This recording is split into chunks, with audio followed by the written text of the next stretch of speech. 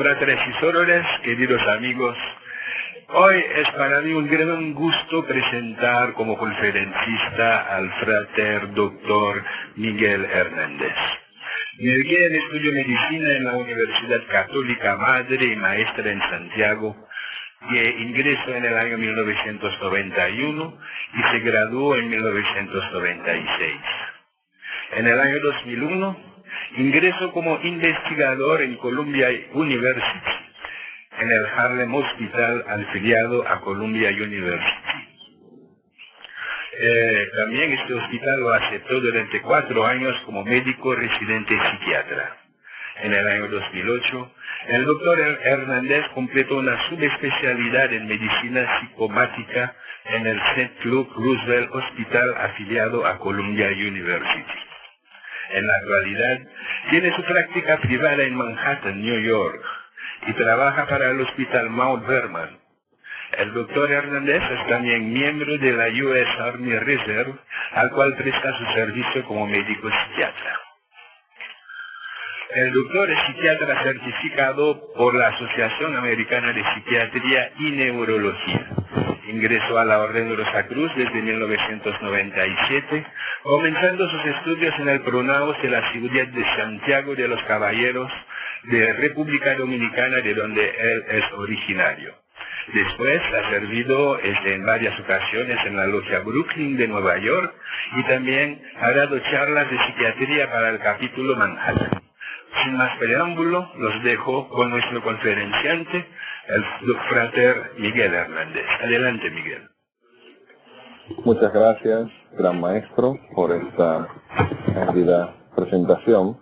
Para mí es un honor, un placer llegar a ustedes a través de este medio. Y recuerdo cuando el gran maestro me presentó la idea de la necesidad de hablar sobre la espiritualidad como ayuda en los casos de duelo. Y para mí fue un honor, un placer realmente que me tomaran en cuenta para este propósito. Antes de comenzar, quiero darles las gracias a todos los que hicieron posible este evento, incluyendo al gran maestro por la invitación, a Wilfredo y a todas las personas que están aquí presentes escuchándome. Vamos a hacer una pequeña invocación antes de entrar en este tema tan interesante. Dios de mi comprensión, Dios de mi corazón, guardianes de esta realidad cósmica, te pedimos nos acompañen en este momento y nos permitan estar en armonía para que todos los recipientes de este conocimiento puedan beneficiarse de él y multiplicarlo para beneficio de la humanidad. Que así sea.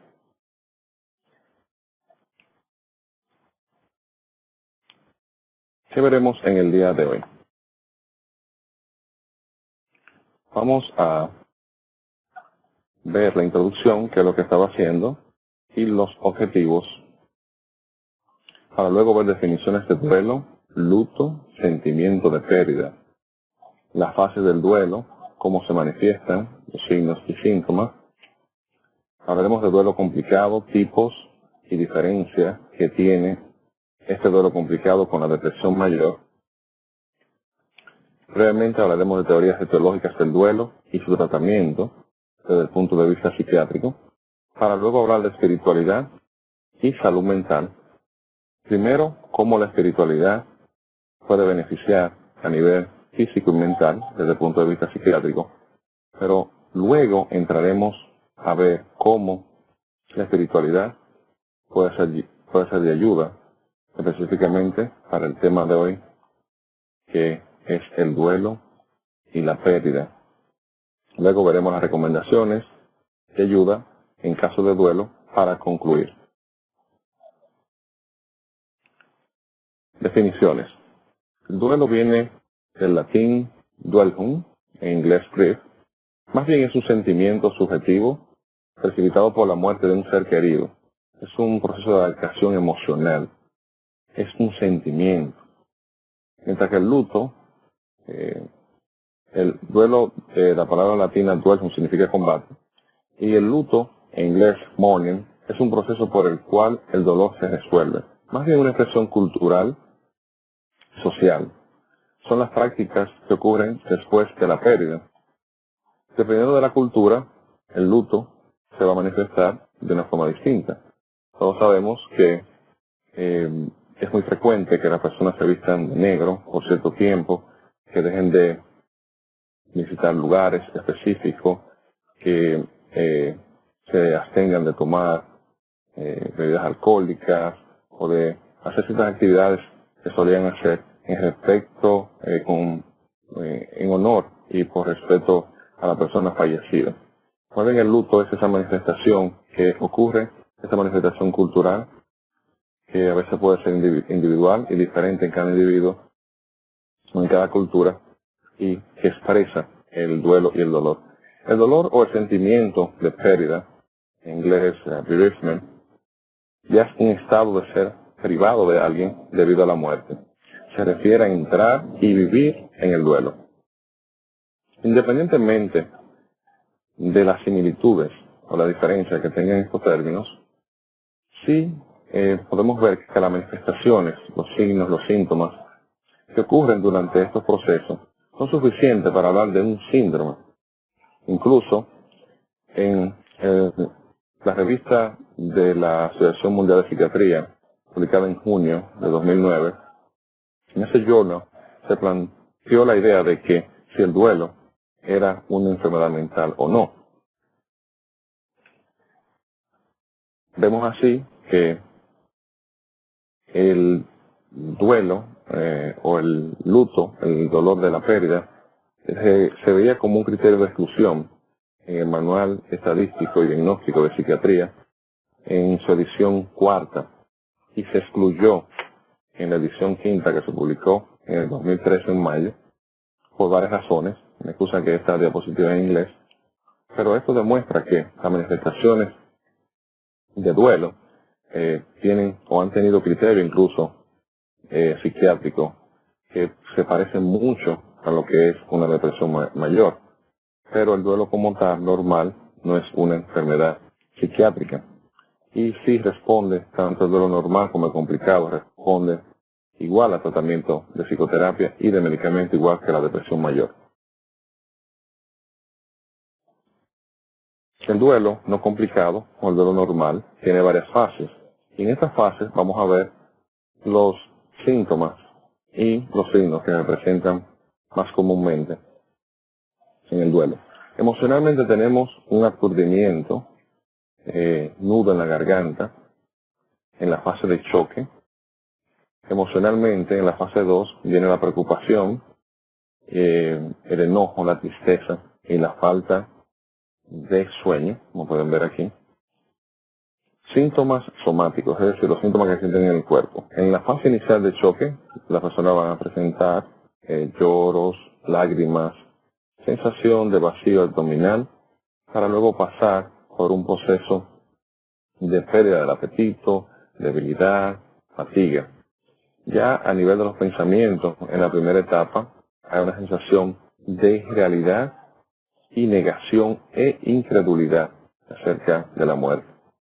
Se pasa por la fase 2 con sentimientos, se pudiera pasar por la fase 2 con sentimientos de culpa, se sueña con el individuo que falleció, con la persona que se ha ido, hay pensamientos incluso de muerte, y todo esto se considera normal.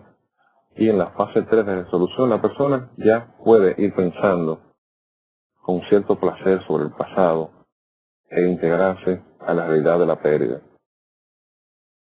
En cuanto al estado de motivación, en la fase 2, vemos una anedonia, que esto es una falta de deseo de hacer las cosas, una falta total de motivación y una introversión, para luego llegar a la fase de resolución y poder ser capaz de formar nuevas relaciones e integrarse a la sociedad de manera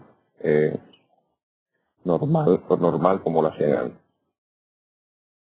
Durante el duelo se ven las fases, durante el duelo no complicado se ven las mismas fases que describió Kübler-Ross, donde la persona inicialmente tiene una negación acerca de la pérdida, luego se enoja, tiene una ira, viene una negociación o pacto para luego entrar en depresión y luego aceptación.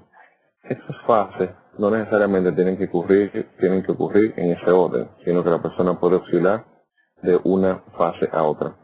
Dependiendo del autor, se habla de diferentes fases del duelo. Por ejemplo, para Bowlby, él hablaba de otras etapas del duelo y él habla de una primera etapa de manifestación de llanto, luego culpabilidad y luego la persona pudiera tener incluso alucinaciones, ilusiones visuales y todo esto estaría dentro de la normalidad.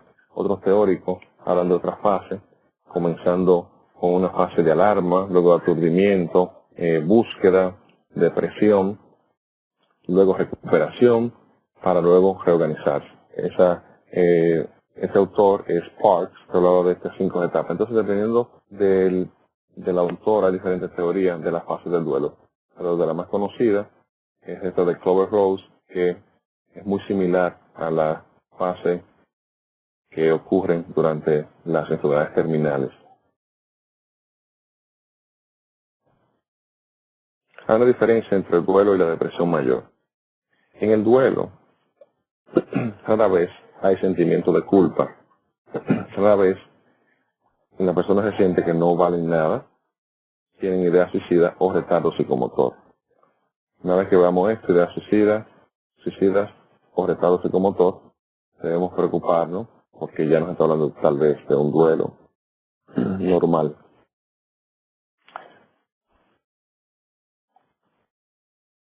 El malestar se siente solo a recordar a la pérdida.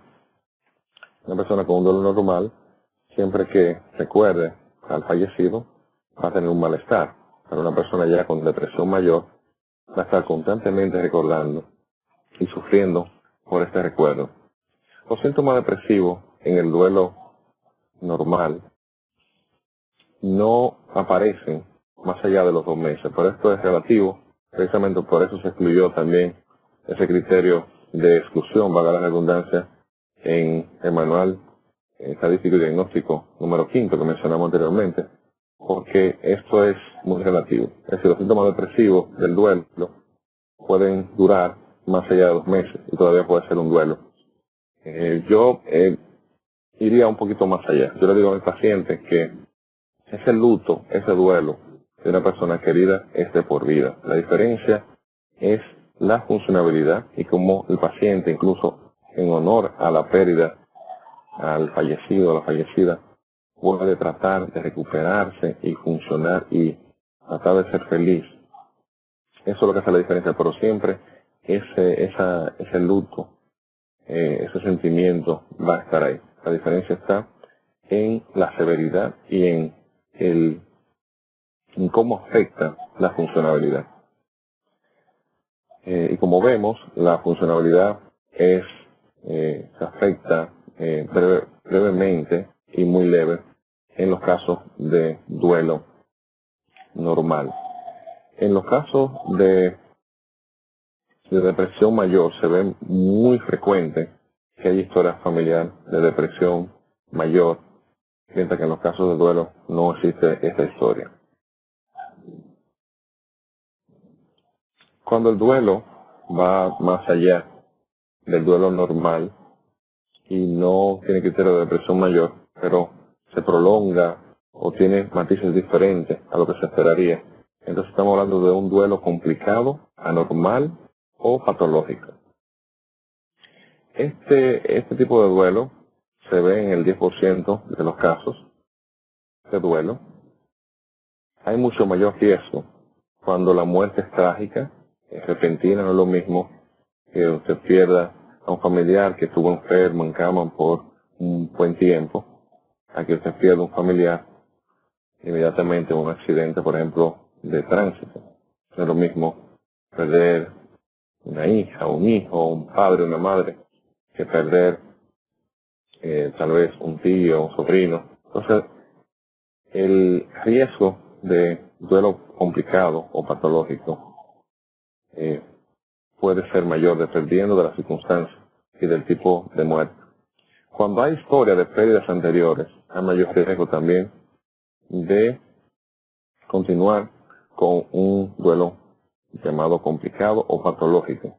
Y cuando hay una dependencia significativa con el fallecido, se puede ir y pasar de un duelo normal a un duelo ya patológico y un duelo disfuncional.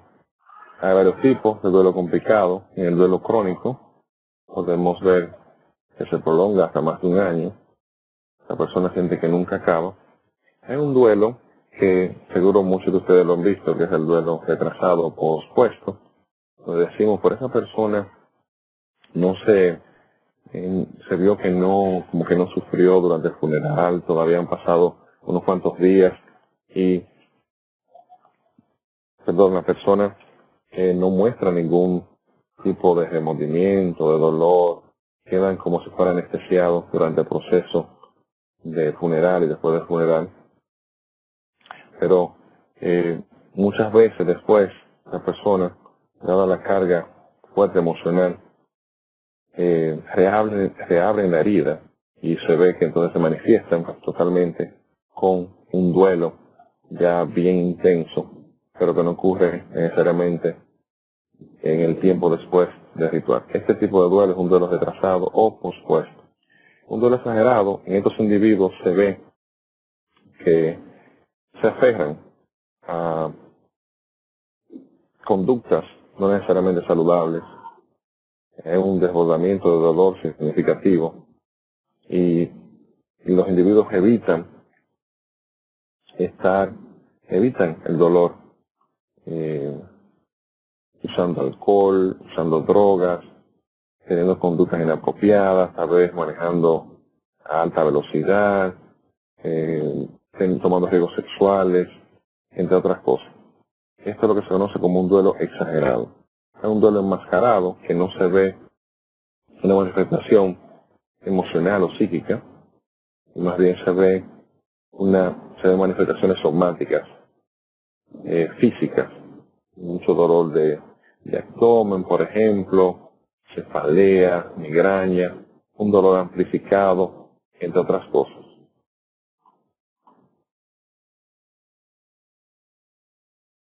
Viendo los tipos de duelo complicado, me pareció oportuno hablar un poco de lo que es el duelo anticipatorio y de la reacción de aniversario. En el duelo anticipatorio ocurre cuando se ve que la muerte es inevitable. Por ejemplo, cuando se tiene un familiar con una enfermedad terminal, que los doctores le dicen, bueno, tu abuelo, tu tío, quien sea va a morir en 6 meses. Inmediatamente la familia, el individuo, comienza ese proceso de duelo, y es anticipatorio, que a veces confunde porque tiene altas y bajas. Incluso llega un momento en que la persona ha pasado por todo el proceso de duelo, llegando incluso a la aceptación. Y cuando ocurre la muerte real, y el ritual funeral, se ve que la persona no manifiesta la tristeza como debería esperarse. Esto no quiere decir que la persona no esté teniendo dolor, sino que ya tuvo un duelo anticipatorio, ya pudo prever y pudo pasar por ese proceso de duelo. Esto es lo que se conoce como duelo anticipatorio. La reacción de aniversario se ve muy frecuente en personas con o sin enfermedades mentales, pero sobre todo personas que tienen depresión. Uno ve en consultorios que aumenta el riesgo de suicidio, de intento de suicidio, de no responder a los medicamentos, a la psicoterapia, porque se acerca el aniversario de la muerte del ser querido. Esto es también entra de lo que es normalidad y se conoce como reacción de aniversario. En este tiempo hay que dar apoyo, estar pendiente, especialmente a riesgo de depresión o de empeorar una depresión o no responder a medicamentos antidepresivos, entre otras cosas. Psicodinámica del duelo. Es psicodinámica del duelo. Para Sigmund Freud veía que el duelo, sobre todo el duelo complicado, ocurría porque las personas tenían una ambivalencia o unos conflictos sin resolver con el objeto perdido. Más bien, él lo veía como la pérdida del contacto o del líbido atado al objeto perdido.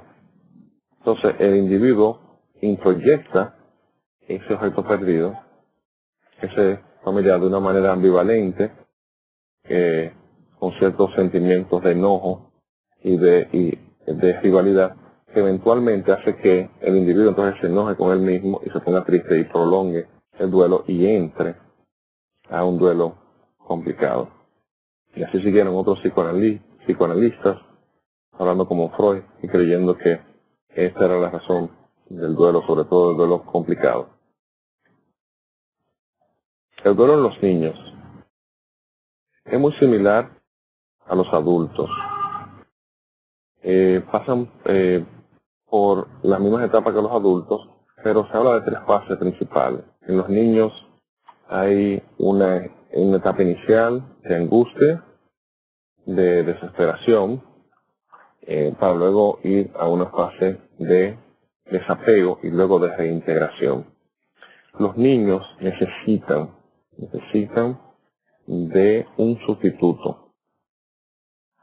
Si no ocurre que los niños tengan un sustituto luego de la pérdida de un padre o de una madre, esto lo pone en riesgo de depresión y de suicidio cuando son adultos. Los niños no reemplazan el objeto perdido, es decir, la pérdida del padre o la madre, con una sola persona. Se ha visto que cuando muere un padre o una madre, el niño hace un intercambio, un reemplazo, por un familiar o más familiares, no necesariamente un familiar, por más familiares, y no tiene que ser tampoco un familiar, sino que puede ser un amigo, puede ser otra figura paterna o materna, y divide esa necesidad en varios adultos. Una pregunta muy frecuente es que si los niños deben asistir al funeral. Se recomienda de que sí, de que los niños es bueno que asistan al funeral, siempre y cuando ellos no se nieguen o no quieran ir, no se deben forzar. Y sí se recomienda que vayan y que asistan, pero no que se esforcen y que se le obligue a ir. Si no van al funeral, se ha visto que los niños a veces pueden crear una imagen distorsionada e irreal, fantasiosa, de lo que es el proceso fúnebre, lo cual puede causar conflicto y lo puede poner en riesgo, depresión y ansiedad más adelante. El duelo de los padres, igual pasan por la etapa de Clover-Rose, pero se ve mucho más sentimiento de culpa y desesperanza. Los padres tienden a acusar a la madre o al padre, dependiendo el caso, y este sentimiento de culpa hace que uno crea que fue el otro que se descuidó. Si hay enfermedades hereditarias, aunque no lo digan, aunque no lo manifiesten, siempre queda esa idea, esa sensación de que el otro es culpable. Y en casos de muerte de niños, el tema de divorcio es bien alto. Se habla de la mitad, un 50% de los casos que tienen niños que mueren o que tienen enfermedades hereditarias importantes llegan a divorcio, por las razones que explicamos de que un padre acusa al otro por la desgracia de la muerte o de la enfermedad. En cuanto al sexo, hay diferencias entre el hombre y la mujer en el duelo. En el hombre resuelve los problemas sin expresar sentimientos, se enfada mucho más, también más sentimientos de culpa, y no habla de sus sentimientos ante los demás, como lo hace la mujer. El dolor es más intenso, inmediato, después de los rituales, mientras que en la mujer es más abierta, expresa su dolor ante los demás, busca ayuda fuera del seno familiar, expresa mucho más sus emociones y disminuye la libido y el apetito sexual en las mujeres, mucho más que en los hombres.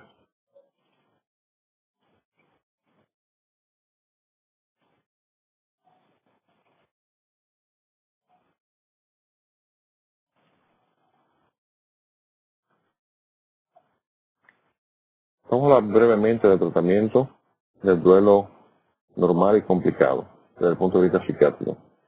Realmente lo que se recomienda es si existe, que es necesario un tratamiento, es una terapia, una psicoterapia de soporte. En los casos de duelo normal, no es necesario visitar a un profesional, pero se requiere más bien con psicoterapia es suficiente. Cuando el duelo es complicado, entonces se pudiera recurrir a medicamentos leves para que la persona duerme y descanse un poquito más, para inducir el sueño, con mucho cuidado de que la persona no desarrolle o se active alguna adicción. Pero a veces es necesario en el duelo complicado recurrir a medicamentos para que la persona duerma tranquilo, a veces un ansiolítico, una benzodiazepina, un medicamento que le permita a la persona relajarse, sobre todo cuando hay ataques exagerados de ataques de nervios que se ven en los latinos, ataques de pánico. A veces es necesario utilizar un medicamento. Cuando hay depresión mayor, sí, se utilizan los medicamentos que conocemos, los antidepresivos, pero en el duelo no patológico y en el duelo complicado, más bien una terapia de soporte o solamente psicoterapia, casi siempre son suficientes para mejorar a la persona y que vuelva a su normalidad.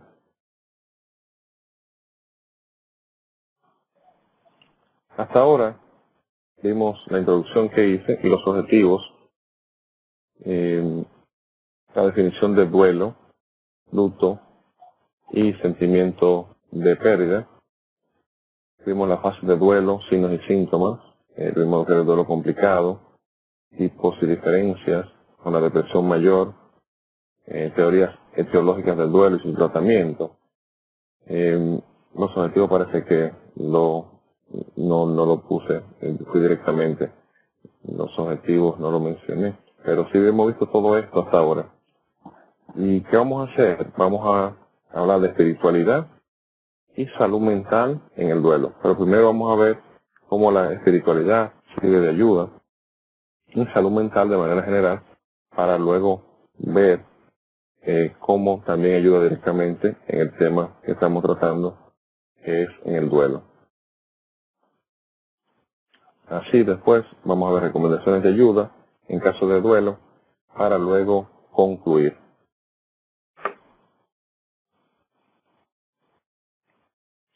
Espiritualidad.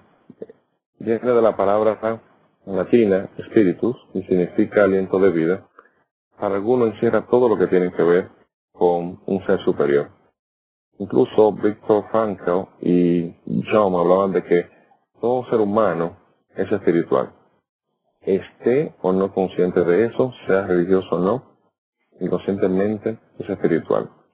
Y la espiritualidad abarca la manera de ser, de experimentar y actuar que resulta de reconocimiento de una dimensión trascendental. La espiritualidad abarca la religiosidad también. Y cuando hable de espiritualidad en lo adelante, me voy a referir a la religiosidad también y a la espiritualidad. Aunque sabemos que hay cierta diferencia, que hay diferencias entre espiritualidad y religiosidad, pero se empalan una con la otra y creemos que la espiritualidad abarca también la religiosidad. Religión proviene del verbo latino religare, que significa religar, o sea, volver a unir. Ya la religiosidad abarca creencias, dogmas, rituales, que permiten al ser humano comunicarse con un ser supremo, y la necesidad humana de vivir lo espiritual ha dado lugar a las religiones. Ya las religiones son un sistema de actividad humana que está compuesto por sistemas de creencias y prácticas que pueden ser colectivas, existenciales, morales y espirituales.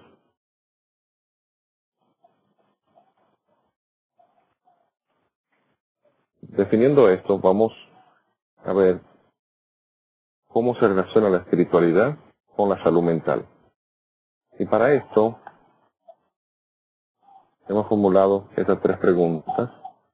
La primera pregunta: ¿es la espiritualidad una fuente de salud mental o es una fuente de enfermedad mental? ¿Es esta una cuestión que se puede medir? Los métodos que tenemos hoy día no proporcionan suficientemente una herramienta para poder medir y entrar en el terreno de lo espiritual y decir que sí o que no, que la espiritualidad no ayuda o ayuda en la salud mental. Y por último, ¿es posible que nosotros nos beneficiemos de la espiritualidad durante el dolor, la pérdida y el duelo? Y con esta última, pues ya estaremos contestando y cumpliendo con la propuesta del Gran Maestro de dar esta conferencia. A ver cómo se puede, dijo, cómo puede la espiritualidad ayudar el misticismo, la espiritualidad en los procesos de dolor y de pérdida. Esto lo veremos cuando contestemos, analicemos y discutamos sobre esta tercera pregunta. Vamos con la primera, pero vamos a empezar por la parte, tal vez, a llamarla de una forma negativa. ¿Es la espiritualidad una fuente de enfermedad mental? Para muchos teóricos, para muchos psiquiatras, la espiritualidad, la religiosidad, se relaciona más con problemas psíquicos, un pensamiento más regresivo e infantil, y Freud, que era de ese grupo, la consideraba de la siguiente forma. Él decía, podríamos arriesgarnos a considerar la neurosis obsesiva como la pareja patológica de la religiosidad. La neurosis como una religiosidad individual y la religión como una neurosis obsesiva universal. Freud pensaba que la religión era la sublimación del complejo de Edipo, donde la imagen del Padre se proyectaba en la imagen de Dios.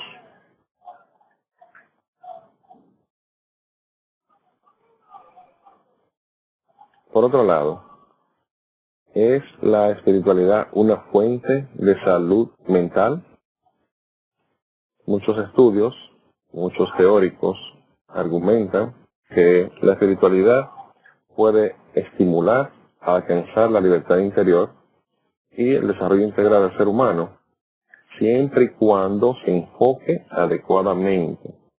Y se ha encontrado asociación entre la espiritualidad y la salud mental, porque se ha visto que causa menos gravedad de depresión y menos incidencia de depresión. Si una persona que sea religioso adecuado, espiritualmente adecuado, que sea espiritual, se ha visto que tiene menos gravedad de depresión. Pero también la depresión se mejora, se cura más rápido y también se ha visto que hay menos ansiedad en la mayoría de los estudios. Ustedes pueden ver aquí que de 76 estudios realizados en el 2000, 35 dan este tipo de asociación. Hay menos ansiedad ante la muerte. Las personas que tienen un nivel religioso o espiritual enfrentan la muerte con más aceptación, más conformidad, porque tienen conocimiento y tienen una esperanza distinta a las personas que tal vez desconocen el mundo espiritual del mundo de la reencarnación, del mundo religioso, sin importar qué tipo de religión sea, sin importar que sea católico, musulmán, judío, sin importar qué tipo de línea espiritual siga. Se ha visto que esta persona tiene menos ansiedad al momento de morir y también cuando un familiar muere. Tienen más conformidad, más aceptación y por ende se recuperan más fácil, más rápido de la depresión y de la ansiedad. La segunda pregunta, ¿es esta una cuestión opinable o demostrable? Las creencias y las prácticas religiosas espirituales se ha visto que tienen un efecto beneficioso para la salud, porque disminuyen el estrés. Y miren todos estos estudios en diferentes años, 97, 2003, que demuestran cómo la espiritualidad y la religión son fuentes potenciales de salud mental, y hay una rama en la psiquiatría que se encarga de esto, de estudiar la espiritualidad. Hemos visto en Brasil hospitales espirituales y estudios que demuestran, y vamos a ver más adelante, de cómo los rituales y las plegarias, los mantras pueden tener influencia positiva en el individuo que la practica, y también si otros individuos la practicaran enfocado en un individuo que está pasando por un proceso de dolor físico, de enfermedad mental. Asimismo, en el 93, DOSI destaca las investigaciones realizadas por esta fundación en Texas, y ahí se estudiaron los efectos de la plegaria en enfermos seleccionados. Incluso estos enfermos no sabían que habían personas orando por ellos. Cuando se comparan con el grupo que no se oró, se ve que el grupo que se oró tiene mejores resultados, tiene mayor recuperación que el grupo que no se oró. Asimismo, este médico psiquiatra, Benor, en el 91, descubrió la sanación espiritual y decía que había cambios positivos en relación a los problemas emocionales y psicosomáticos de su paciente. Es decir, las personas que tienen dolores, que tienen una desconexión mental, se refiere a esos psicosomáticos, él descubrió de que tenían mejoría y hablaba de una sanación espiritual. Él definió la sanación espiritual como una intervención sistemática que podía ser aplicable con buenos resultados. Y actualmente se ve que hay redes integradas por médicos, y sanadores dentro de Estados Unidos, Europa, como el Healer Network, el DHN, que trabaja de manera integrada con las enfermeras, los terapeutas y otros profesionales de la salud, integrando la parte espiritual con la parte científica, por decirlo así, o la parte científica convencional.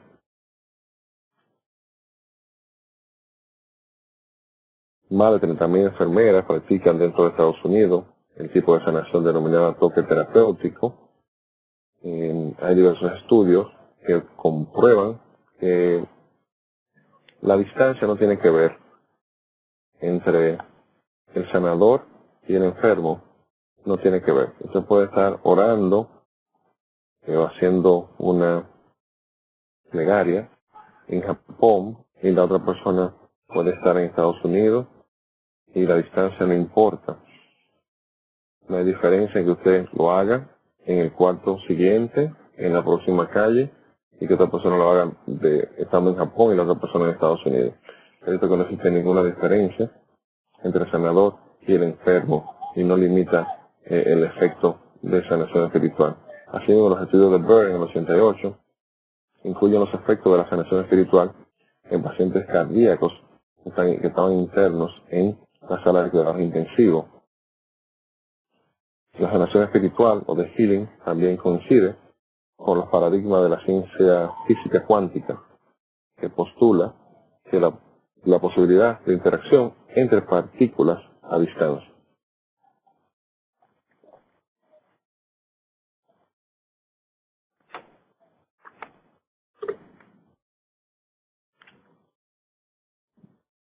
Los métodos más poderosos de sanación se basan en la compasión, como el deseo de liberar a todos los seres humanos de sufrimiento, la mente compasiva, la calma, un ambiente mental ideal, ayuda a promover la sanación. Y esto, podemos ver artículos aquí, en el 94, que demuestran esto. La meditación es la forma más eficaz de autocuración. Hay diversos investigadores y psicoterapeutas que han buscado demostrar los efectos positivos que se alcanzan con la práctica de la meditación. Se habla de una meditación a través de la concentración y otra meditación de conciencia plena, que surge de tradiciones budistas Zen y del budismo tibetano, que se han visto que tienen resultados positivos de acuerdo a estos autores, Tapiro, Walsh.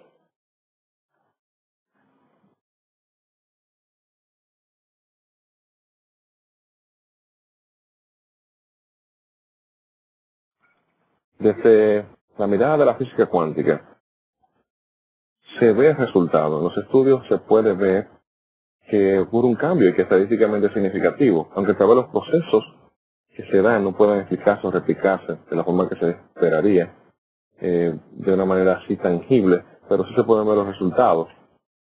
Entonces, para muchos autores, como Dossi, sí es demostrable, es palpable el efecto que tiene la plegaria, la meditación, las actividades espirituales y religiosas en los individuos enfermos, porque se ha visto que hay cambios en las ondas del cerebro, hay cambios inmunológicos, se habla de un aumento de la calidad en los linfocitos T, natural killer, mejora también la inmunidad totalmente en los individuos que practican la meditación y tratan de lograr cambio de conciencia.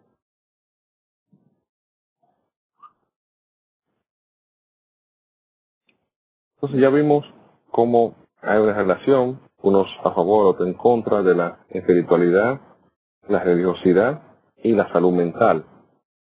Pero directamente, la última pregunta, ¿es posible beneficiarnos de la espiritualidad durante el dolor y el duelo? Sí, es mi opinión, es la opinión de algunos estudios, pero son ustedes mismos los que deben contestarse la pregunta y practicar y darse cuenta si hay algún beneficio. Leyendo y pasando otra vez por el proceso o con las experiencias que han tenido ustedes individualmente. Creemos que sí hay beneficio cuando hay espiritualidad ante el dolor, ante la pérdida y los procesos que se ven cuando fallece alguien, cuando hay un duelo. Para Rossi, decía que las emociones positivas que surgen a partir de la realización y la participación en prácticas rituales religiosas son muy importantes para la salud mental y física en las personas en duelo.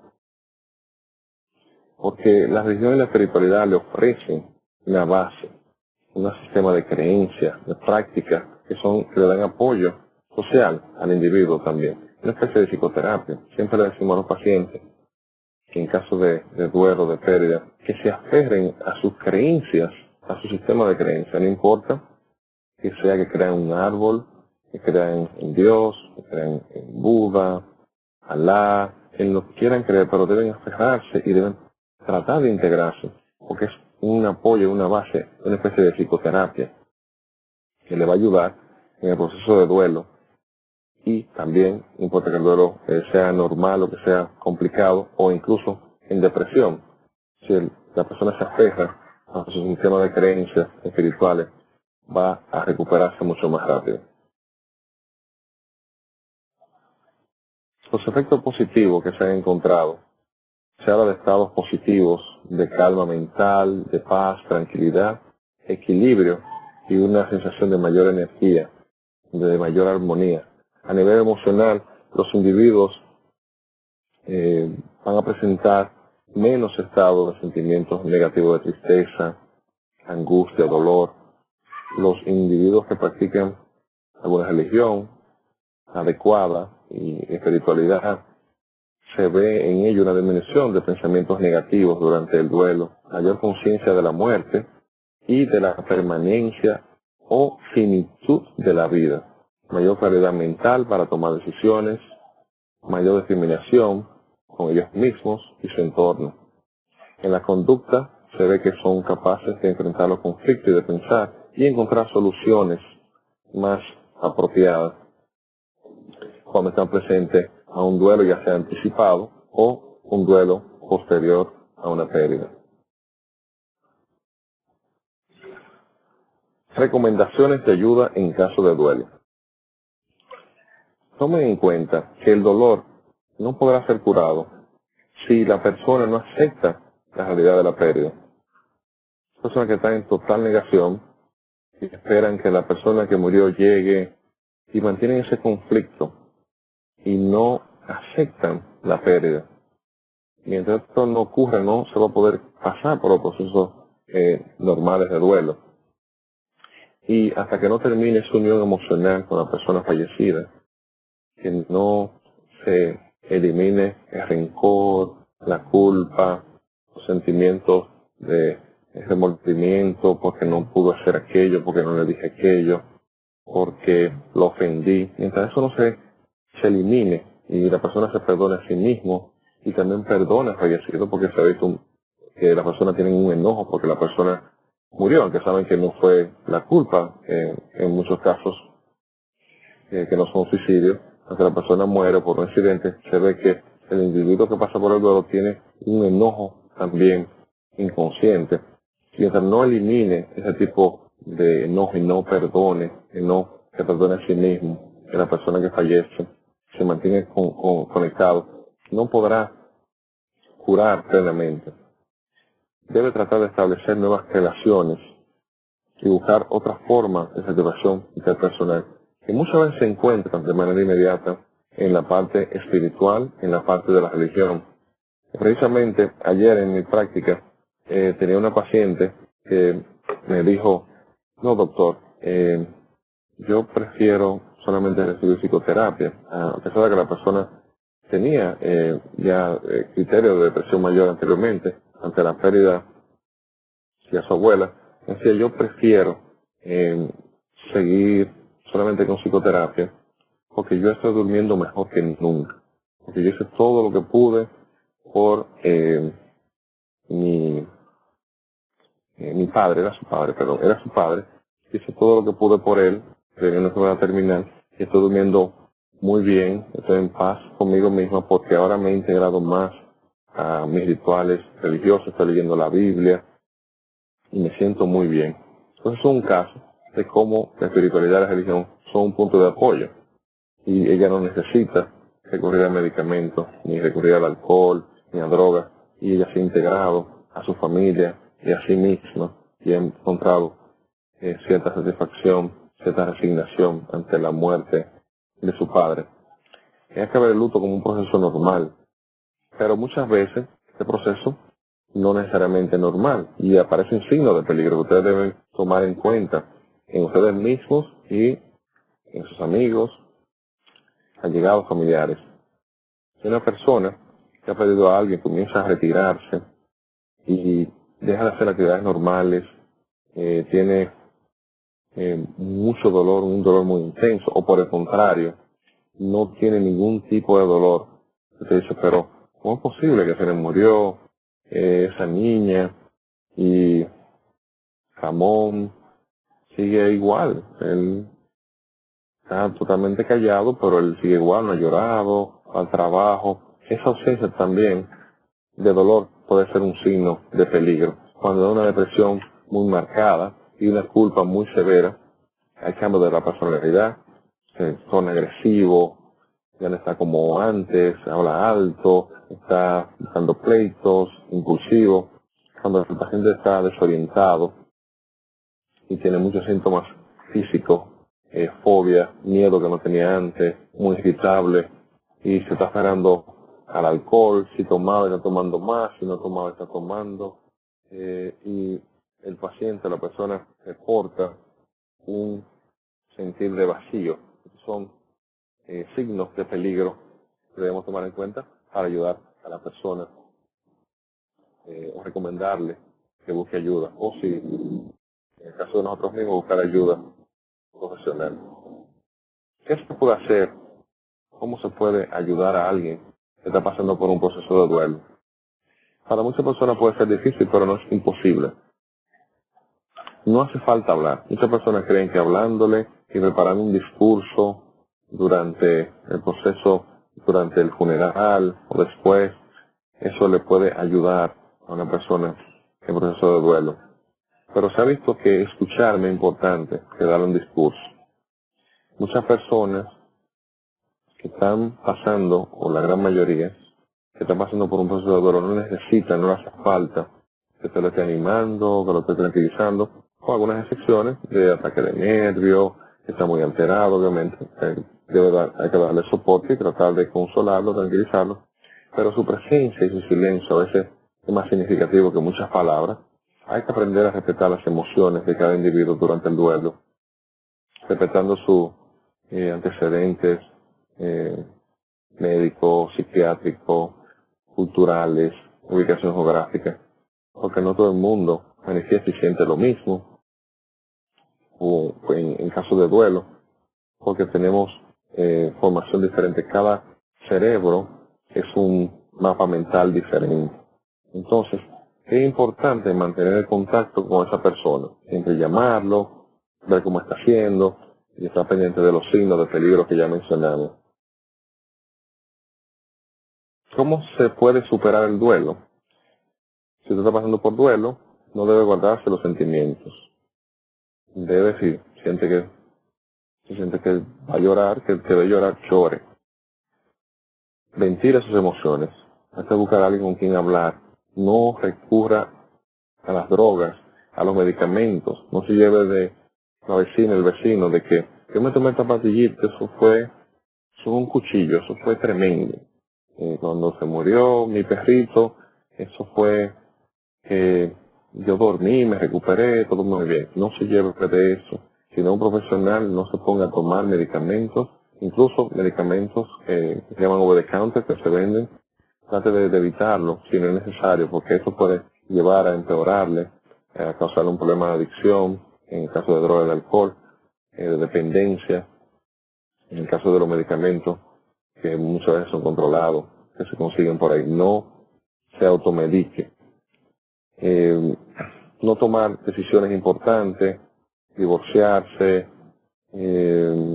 mudarse, cuando se está en un proceso de luto, siempre tratar de mirarse al futuro, no rechazar la ayuda de los demás, incluso ayuda económica. Hay personas que por orgullo dicen, no, yo no voy a recibir esto. Si es una ayuda que la necesita para su funeral, una ayuda económica de apoyo, recíbala.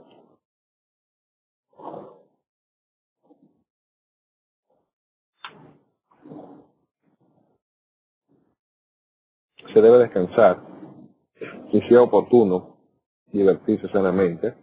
No permanecer encadenado al pasado. Personas que mantienen pensando una y otra vez en lo que pudo ser, en lo que dejaron de hacer, en lo que hicieron.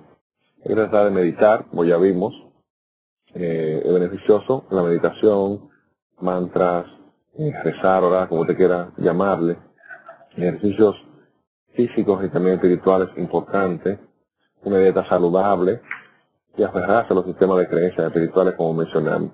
Debo aclarar que el duelo no solamente se refiere a la pérdida de un familiar, también se habla de duelo cuando se pierde un estatus social, cuando hay un divorcio, cuando hay pérdida de otro tipo, que no tiene que ser solamente de un ser humano.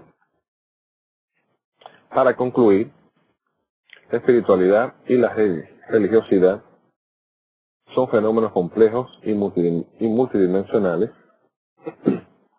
Ambos parecen aportar más beneficios psíquicos que perjuicios para la salud mental. No está claro por qué en algunos casos de religiosidad y espiritualidad se ve que no hay tanto beneficio y en otros sí. Creemos que hay que investigar más.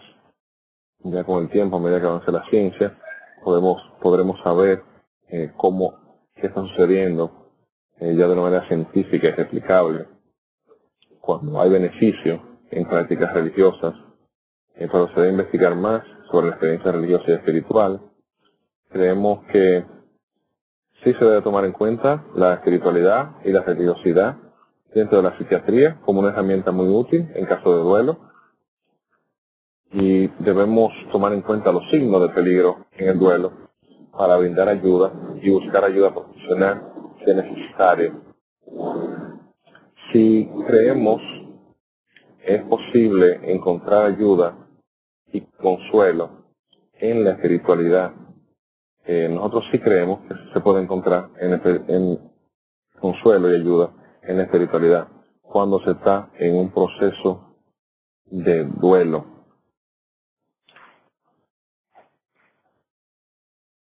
Muchas gracias. Hasta aquí. Hemos terminado. Son las 23, más o menos fue el tiempo que me dijeron, me tomé unos cuantos minutos.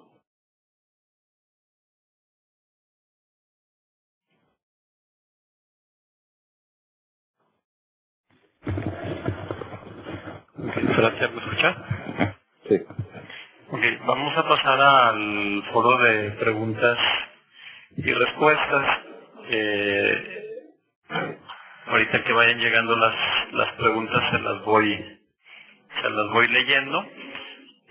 Las preguntas que no sean contestadas las pueden enviar al correo de conferencias online @rosacruz.org y nosotros se las canalizamos para que usted les dé respuesta. Ok, muy bien. A ver, Frater, hay una que dice, mi pregunta es sobre las etapas del duelo. ¿Siempre tiene que estar presentes o existe el caso de personas que no sufren el duelo? Ok, esa es muy buena pregunta. Y sí, deben estar presentes. Esa es lo que teóricamente uno sabe que debe pasarse por un proceso de negación, de dolor. Cuando no es absolutamente un duelo, es como si quedara encerrado dentro de sí mismo y tarde o temprano se va a manifestar de una manera u otra. Pero sí debe pasarse por las etapas, no necesariamente en orden. Yo aquí la pregunta de que estamos de acuerdo, y por eso lo mencioné, que espiritualidad y religiosidad no son conceptos diferentes. Y no lo estamos utilizando como sinónimos, sino como la espiritualidad, como abarcando más, incluyendo la misma religiosidad. Ok, doctor, ¿qué dice la Orden Rosacruz acerca del duelo?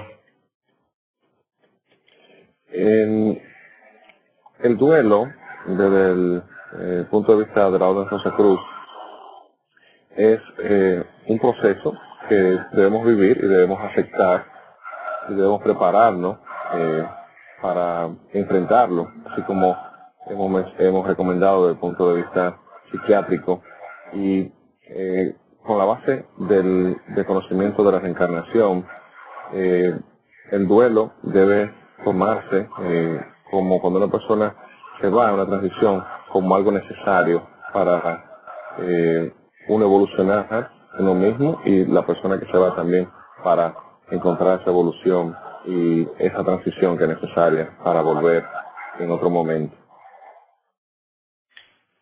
Otra pregunta dice, ¿cuál es su opinión en cuanto al manejo del duelo en terapia grupal? Ok. La terapia grupal es muy buena.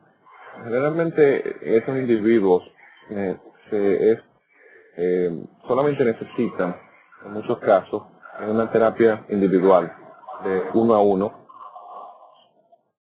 Perdón, como ya mencioné, una terapia de soporte, que puede ser cognitiva, conductual, que se conoce como CBT, que puede ayudar, pero los grupos de soporte, de apoyo, son excelentes y dan muy buenos resultados para el manejo del duelo, porque el individuo se identifica con las otras personas y pueden exponer y pueden compartir su dolor. Y esto creo que es muy buena la pregunta, porque los grupos de apoyo de duelo son muy buenos, pero muchos individuos responden muy bien a la psicoterapia individual de uno a uno. Ok, dice una que dice espiritualidad y religiosidad son conceptos diferentes. ¿Por qué los usan como sinónimos? No sé, yo lo leí esto, eso fue lo que contesté, que en realidad no lo utilicé como sinónimo. También aclaré de que la espiritualidad abarca la religiosidad y que estaba incluido para poder abarcarlo, para hacerlo más didáctico, pero no fue sinónimo, sino que la religiosidad se puede ver como una dimensión de la espiritualidad, viendo la espiritualidad como como un factor que abarca más, que incluye los conceptos religiosos, cristianos, budistas. Entonces no son sinónimos, por eso lo aclaré, no son sinónimos, pero lo utilicé ambos porque los estudios encontrados hablan de religiosidad y espiritualidad al mismo tiempo. Entonces por eso no podía decir en este caso, en este estudio es religiosidad, en el otro es espiritualidad. Pero estamos de acuerdo con la soror, las frases, no, eso realmente estamos de acuerdo que no son sinónimos. Ok, tengo otra que dice, ¿qué beneficio me da el Consejo de Ayuda Espiritual de la GLH? Muy bueno. El concepto de ayuda espiritual, que ya vimos que a distancia se puede curar, ayudar, es muy positivo. La GLH brinda esa forma de mantenerse conectado espiritualmente en un día determinado, en una fecha determinada, y los conocimientos de la monografía ayudan a entender las leyes naturales, que incluyen también el proceso de uno nacer, vivir y morir, y eso da más conformidad, da más paz. La meditación, los ejercicios, los masajes psíquicos ayudan bastante y obviamente lo consideramos beneficioso para los procesos de dolor, de duelo y ante cualquier otro tipo de dificultad. Creo que son muy beneficiosos y lo hemos experimentado y creo que muchos de ustedes, incluso quien hace la pregunta, si ha leído y ha practicado las enseñanzas Rosacruces y otro tipo de enseñanzas espirituales, se ha podido comprobar de que tiene un beneficio. Y sobre todo cuando hay dolor, cuando hay pérdida, cuando hay una necesidad, cuando hay una necesidad de encontrarse con uno mismo, cuando no se encuentra un porqué, cuando no hay una respuesta ante una desgracia, ante una situación inesperada. Ok, hay otra pregunta que dice, algunas personas muestran miedo al fallecido. ¿Por qué ocurre esto y cómo ayudarlos? Esa es muy buena pregunta. Siempre hay temor a lo desconocido. Cuando una persona muere, desde pequeño se va inculcando al niño de que va a ser un fantasma, de que va a salir un muerto, y tiene miedo a que esto ocurra de temprana edad. Entonces se va instilando ese miedo a el difunto y se cree que esa persona, ese cuerpo puede aparecer y puede hacerle un mal. Entonces la persona tiene ese miedo natural por lo desconocido, porque no sabe cómo esa persona que se fue se puede manifestar. ¿Cómo podemos ayudar a un individuo que tiene mucho miedo por la persona que falleció? Es lo mismo que dijimos, lo que mencionamos, tiene que resolver esos conflictos internos. Cuando tiene un familiar que se va y tú tienes esa sensación de que hubo un enojo, de que algo quedó insatisfecho, que no se cumplió, va a tener ese miedo, ese temor. Y recuerden que es natural de que una persona durante el proceso de duelo va a tener experiencias psíquicas con el muerto, alucinaciones visuales, auditivas. Muchos pacientes dicen que se les sientan en la cama. Todo un proceso natural. Ahora, cuando el proceso del duelo llega a un extremo donde la persona cree que también va a morir, que quiere acompañarlo, que también está muerta, que ya está viendo a la persona, fíjense una cosa, que las experiencias religiosas y espirituales son diferentes a las experiencias patológicas de enfermedad mental.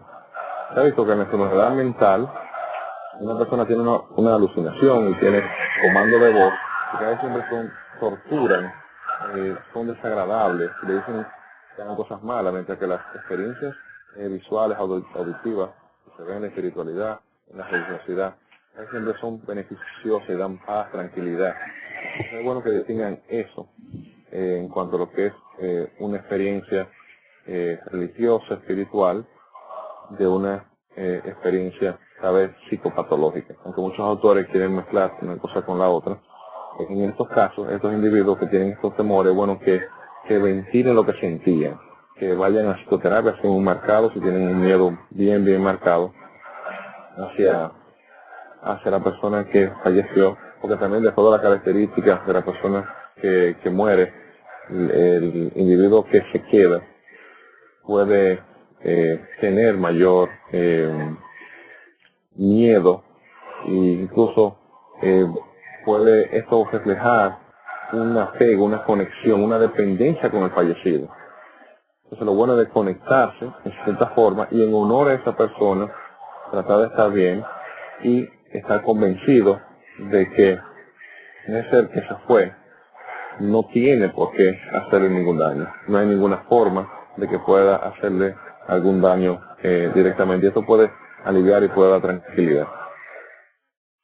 Ok, le voy a leer una última pregunta por cuestión de tiempo. ¿Son parecidos el proceso de duelo por muerte de un familiar que un divorcio? Bien, sí pueden ser parecidos en cuanto a las etapas que se viven, pero no es igual perder un familiar que un divorcio. Pero fíjense que es una pérdida y depende de la conexión que se tenga con el individuo, porque un divorcio es una separación y se está perdiendo el objeto también. Y si ese objeto es tan significativo como la muerte, el mismo divorcio representa una muerte, porque el individuo se está yendo y no va a estar más, no va a haber esa conexión, aunque no necesariamente tiene que ser así. Pero sí se dan esos procesos de duelo, pero se espera, teóricamente, de que un divorcio sea menos intenso y que los procesos de duelo sean se traduzcan en menos patología o aparezcan menos patología que un proceso de una pérdida por una muerte de un familiar.